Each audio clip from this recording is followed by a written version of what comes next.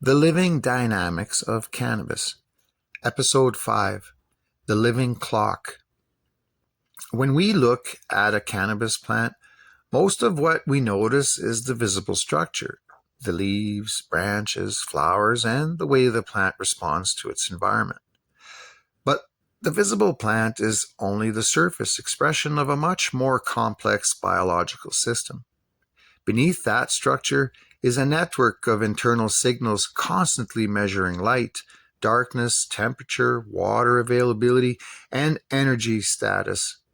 Cannabis is not only responding to the environment around it, it is continuously interpreting information and adjusting its internal processes to match the conditions it experiences. In the previous episode, we explored how light acts as more than an energy source. Light is information. The plant uses different wavelengths to influence growth patterns, chemical production, and environmental responses. But information only becomes meaningful when the plant understands when that signal is occurring. A burst of light at sunrise carries a different message than the same wavelength appearing during the middle of the dark cycle. The plant does not experience light as an isolated event. It experiences light as part of a pattern. That pattern is controlled through one of the most fascinating systems in plant biology, the circadian rhythm.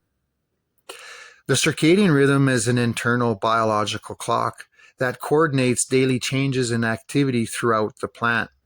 It influences gene expression, enzyme activity, photosynthesis, stomatal movement, hormone production, and resource allocation. This internal timing system allows cannabis to anticipate repeating environmental changes instead of waiting until those changes occur. A plant growing outdoors does not wake up when the sun rises and then begin preparing for the day. The preparation has already started. Before the first direct sunlight reaches the leaves, internal systems are shifting into a more active state.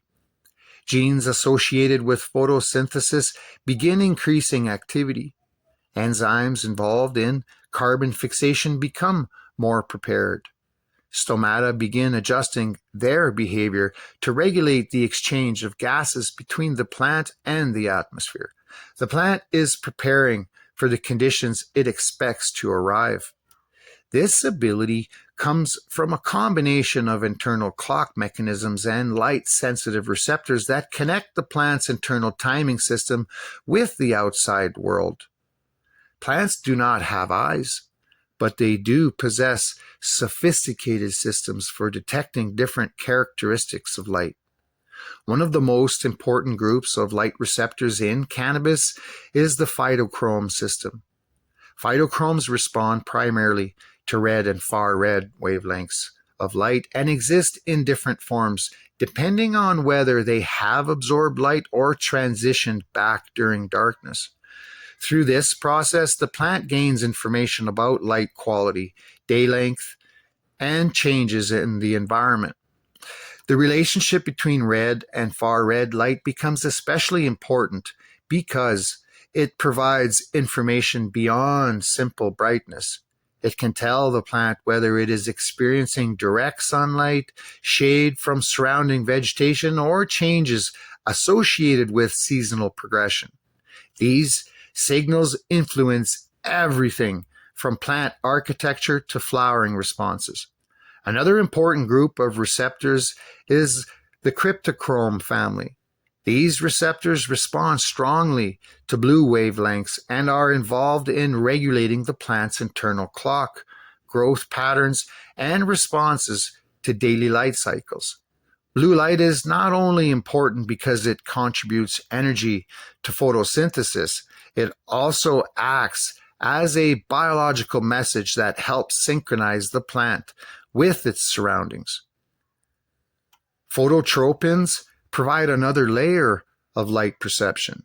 These receptors help plants respond to the direction and position of light, influencing processes such as leaf orientation and movement.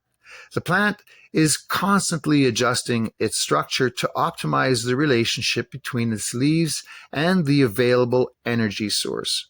Together, these systems create something far more advanced than a simple reaction to light. They allow cannabis to interpret its environment. Inside the leaf, these signals connect with the structures responsible for capturing and processing energy. The primary site of photosynthesis is the chloroplast, a specialized structure found inside plant cells. Within the chloroplast are thylakoid membranes, where the first stages of photosynthesis occur. These membranes contain the photosynthetic machinery responsible for capturing photons and converting that energy into chemical forms the plant can use. The leaf itself is a highly organized biological system. The outer surface protects the internal tissues, while the mesophyll cells contain large numbers of chloroplasts where photosynthesis takes place. Throughout the leaf are microscopic openings called stomata, controlled by specialized guard cells that regulate the movement of gases and water vapor. These tiny structures are constantly making decisions. When stomata open, carbon dioxide can enter the leaf and oxygen and water vapor can exit. This allows photosynthesis to continue, but it also increases water loss through transpiration. When conditions become too dry or stressful, guard cells close the stomata to conserve water, but this also reduces carbon dioxide availability. Every opening and closing represents a balance between gaining resources and protecting the plant. This balance continues throughout the entire organism. Water absorbed by the roots moves upward through the xylem, carrying minerals needed for metabolic processes. Sugars created in the leaves move through the phloem to areas that require energy, including growing tissues, roots, flowers, and storage locations. The leaf may be where energy is captured, but the entire plant participates in deciding how that energy is used.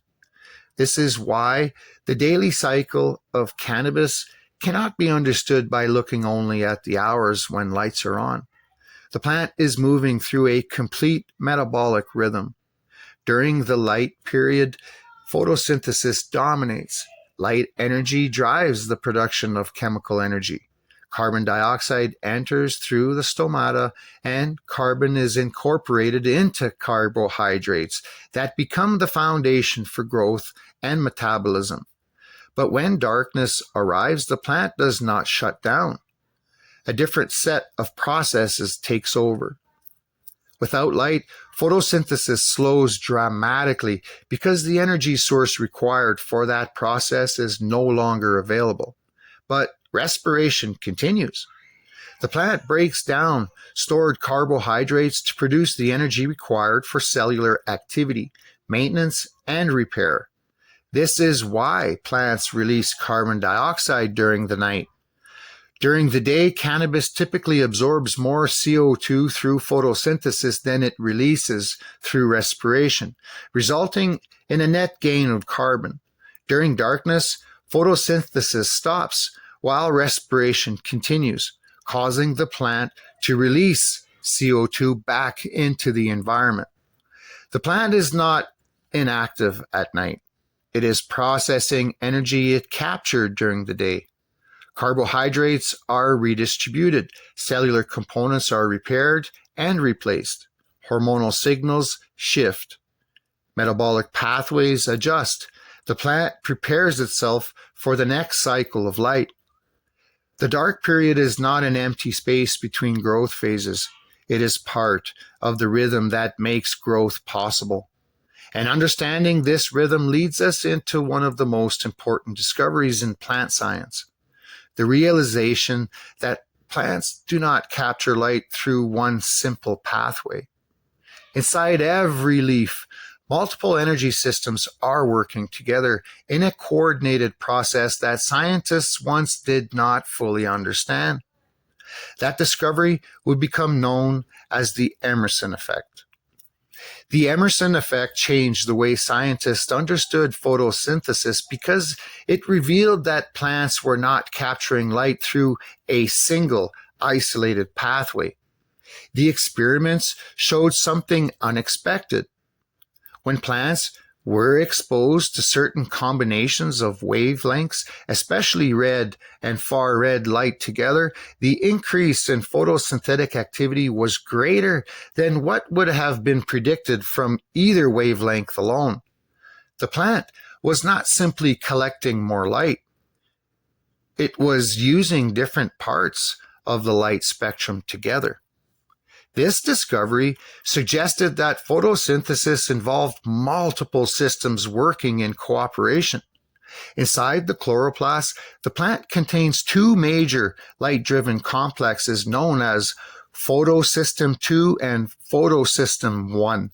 These systems do not perform identical jobs, and they do not operate independently. They function as a coordinated energy transfer system that allows the plant to move from capturing photons to producing the chemical energy required to build life. Photosystem II begins the process by capturing light energy and using it to remove electrons from water molecules.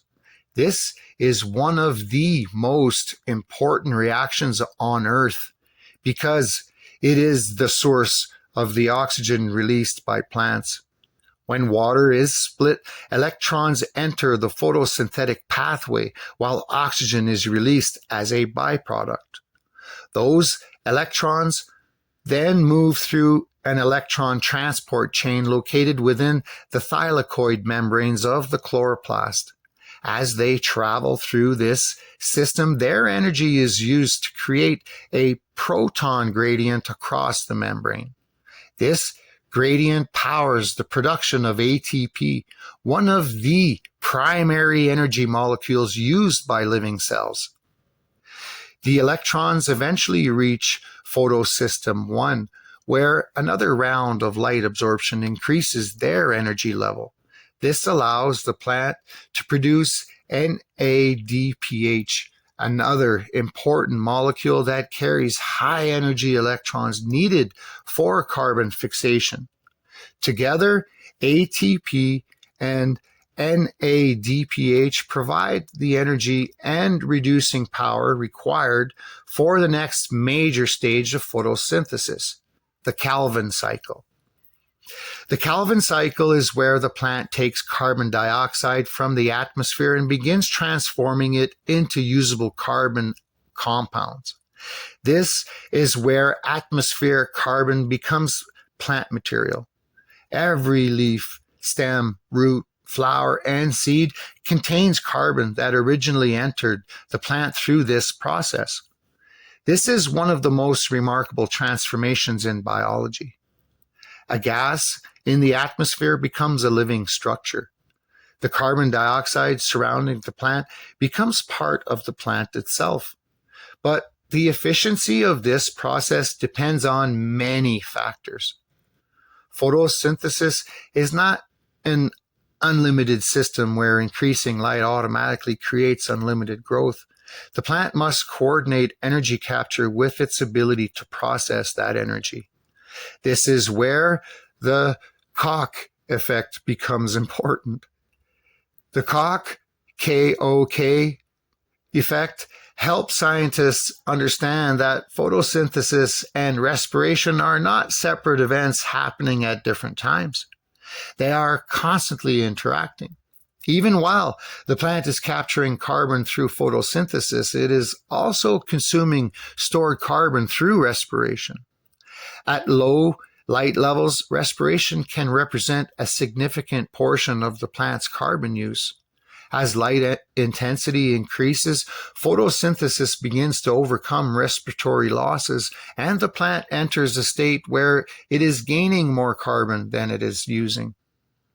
This transition point is sometimes referred to as the light compensation point. Understanding this relationship helps explain why plants respond differently to changes in light intensity. The plant is not measuring light only as an energy source. It is balancing the energy it captures against the energy required to maintain itself. A cannabis plant under intense light may have a greater opportunity for carbon gain, but only if the rest of the system can support that increased activity. The photosynthetic machinery, enzymes, nutrient availability, water transport, and carbon utilization pathways all have to work together. The leaf is not a solar panel. It is a living biochemical system. One of the most important components of this system is the enzyme RuBisCO. This enzyme plays a central role in carbon fixation by helping attach carbon dioxide to molecules that eventually become sugars and other carbon-based compounds. RuBisCO is one of the most abundant proteins on Earth because nearly every photosynthetic organism depends on it. Without it, plants could not transform atmospheric carbon into biological material. But RuBisCO has a limitation. It is not perfectly selective. The enzyme can attach to either carbon dioxide or oxygen. When RuBisCO captures carbon dioxide, the plant moves forward with carbon fixation and sugar production. When it captures oxygen instead, the plant enters a process called photorespiration. Photorespiration creates a challenge because the plant must spend energy recovering and recycling the compounds created during this process. Instead of gaining carbon, the plant must invest resources to correct the situation. This may seem like a flaw, but it represents one of the many compromises found in biology. Plants evolved under changing atmospheric conditions, and the system that allowed them to survive were shaped by those environments. Biology is not built like a machine designed from scratch. It's a collection of solutions developed over time, each with advantages and limitations. For cannabis, this matters because it is a C3 plant. This means it uses the same basic carbon fixation pathway used by many temperate plants. Under favorable conditions, this system is highly effective, but environmental conditions influence how efficiently carbon fixation occurs. Temperature plays a major role because higher temperatures can increase the likelihood of oxygen interacting with RuBisCO. Water availability influences stomatal behavior, which affects carbon dioxide entry. Carbon dioxide concentrations influence how efficiently the plant can fix carbon. Everything connects back to balance. This brings us back to the importance of the circadian rhythm discussed earlier. The plant does not operate as separate systems. The internal clock, light receptors, photosynthetic machinery, respiration, and carbon allocation are all connected. The timing system influences when certain processes become more active, while environmental conditions influence how efficiently those processes operate. A cannabis plant is constantly managing energy. During the day, leaves act as sources of energy production. During the night, stored carbohydrates are processed and redistributed. Through the vascular system, carbon moves from areas of production to areas of demand. Growing shoots, roots, developing flowers, and storage tissues all compete for the resources created through photosynthesis. This relationship between production and demand determines where growth occurs. A plant with strong photosynthetic capacity but limited ability to transport or use resources cannot fully benefit from the energy it captures. Likewise, a plant with strong metabolic demand but limited energy production will struggle to maintain that growth. Successful growth occurs when the entire system is working together. This is also why environmental changes can influence more than just size. The plant's energy balance affects secondary metabolism, including the production of compounds that contribute to defense, communication, and chemical expression. Cannabinoids, terpenes, and other specialized metabolites are not produced in isolation. They are connected to the plant's overall metabolic condition. The plant is constantly deciding how to invest its resources: more structure, more reproduction, more defense, more adaptation. Those decisions are influenced by the information the plant receives from its environment. When we understand the living clock of cannabis, we begin to see the plant differently. Light schedules are not simply timers. They are signals entering the biological system that has evolved to interpret patterns. Darkness is not wasted time. It is another phase of metabolism. Photosynthesis is not just light hitting a leaf. It is a coordinated chain of reactions involving receptors, membranes, electron transfer, enzymes, and carbon movement. Cannabis is not simply growing under light. It is reading its environment, processing information, and organizing life around those signals. The more we understand these hidden systems, the clearer it becomes that cultivation is not only about providing resources, it is about understanding communication. Because every photon, every dark period, every environmental change, and every biological response becomes part of the conversation between the plant and its surroundings. And that conversation is what shapes the living dynamics of cannabis.